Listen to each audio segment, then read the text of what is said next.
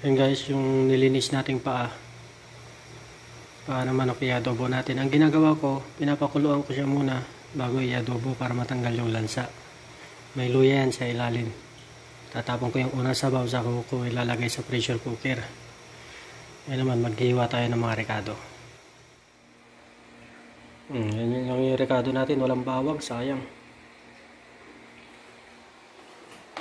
O yan, napakuluan na natin, tinapon na natin yung unang sabaw. Walang bawang, kaya pupunta muna kami saglit sa Panda. Yun yung pampabango kasi, pampasarap eh. Ayan, bumili kami ng bawang. Ayan, napakamahal. Yung real. Ito, tubong lugaw.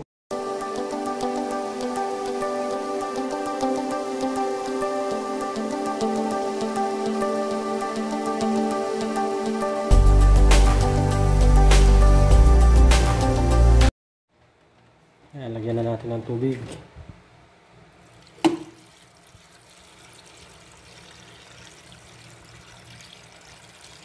Nagpapakulo. Ayan, tantayin niya. Yung mga 20 minutes, malambot na to. Lagyan ko na lahat. Para sakto pagpapatuyo. Tapos yung suka.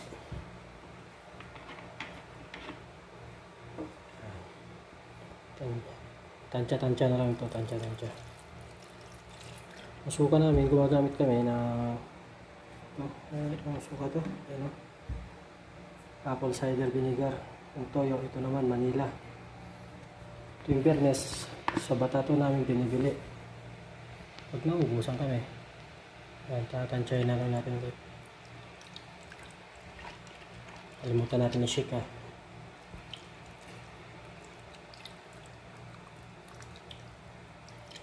Yan na, okay na. Lagyan din natin na ganito, black pepper. Tatansyahin natin ulit. Basta Ilocano magaling magtansya.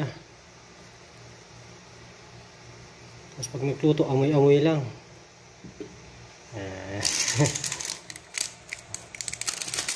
Lagyan natin ng konti nito. Sabay-sabay na. Konti timpla na lang. Yan. Okay na. Yan yung ano natin ngayon, menu. Para bukas to, ulam namin. Nilinis lang ngayon.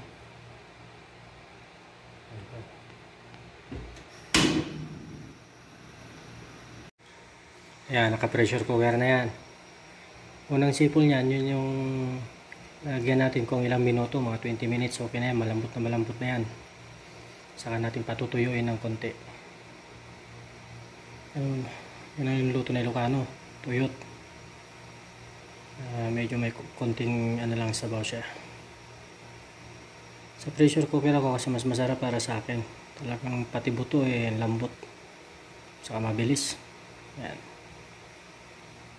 Ulam namin bukas ito, niluto lang ngayon para bukas painit na lang. Bukas pasok na naman, tapos na naman yung Friday, Saturday naming rest day. Mga kaibigan. Ayan guys, simula na yung timer natin. 15 minutes, okay na siguro to. Malambot na yung buto. Ayan. Buksan natin mamaya mga alas 12 dito sa Saudi, gabi. Ulam namin bukas. Ayan.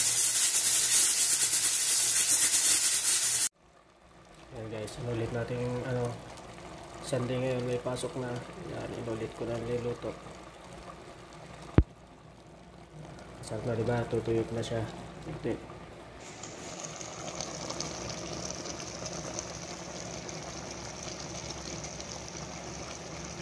Papasok na naman tayo sa trabaho. Ready na tayo. Pero kakain muna tayo. Para maayos. Malakas tayo magtrabaho. Sa lahat ng mga OFW dyan, napapasok pa lang, gagayak. Kumain muna kayo at ingat kayo sa trabaho nyo. God bless to all. Mga kabayan.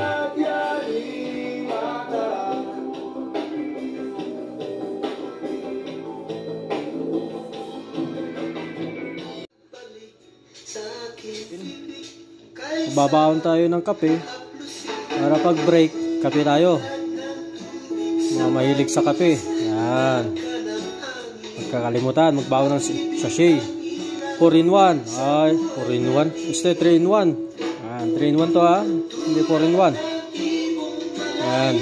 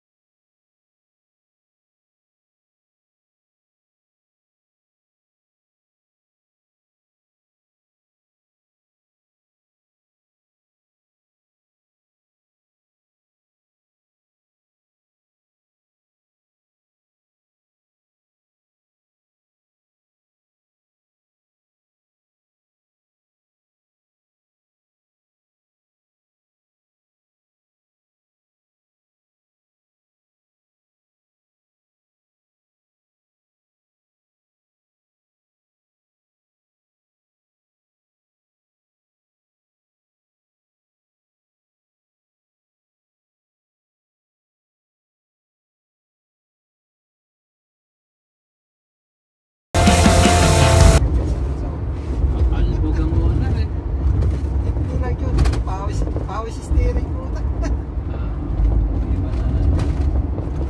Diba, kay karamihan naman ng mga owner.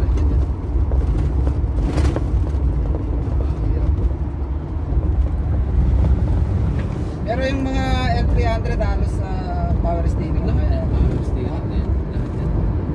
Kung wala meron ka nakita na power steering yan, nasira na lang yung power steering.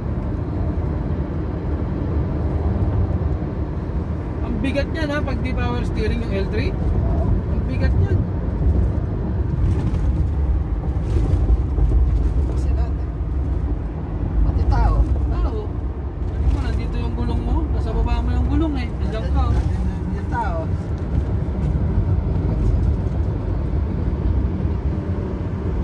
Kaya pa gano'n.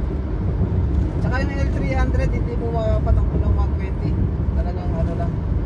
Ah, kapag condition yan sir ha, condition 120 dyan. Yung bago ngayon na L300. Ito pa, may natrag ako ng 396 o 97. O din, 140 kaya na pumalo. Diesel pa yun. Oh, diesel. 140 kaya pumalo eh. 120 eh. Pero kung mga luma-luma na eh. Mahirapan na siya sa 120.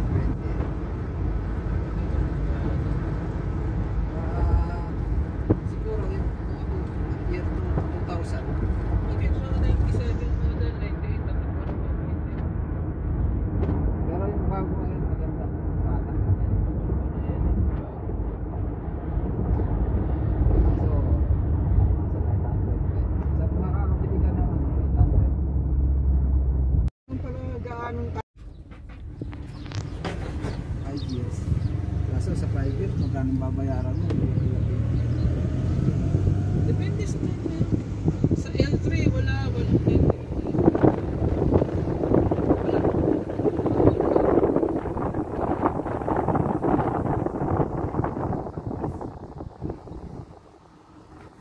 Maganda nun. Diba? Diba nandito ka, tumatrabaho ka, kumikita sa anin ko sa sakyan. Oo, tapos nag-focus ka rin na. Oo. Kaso hindi.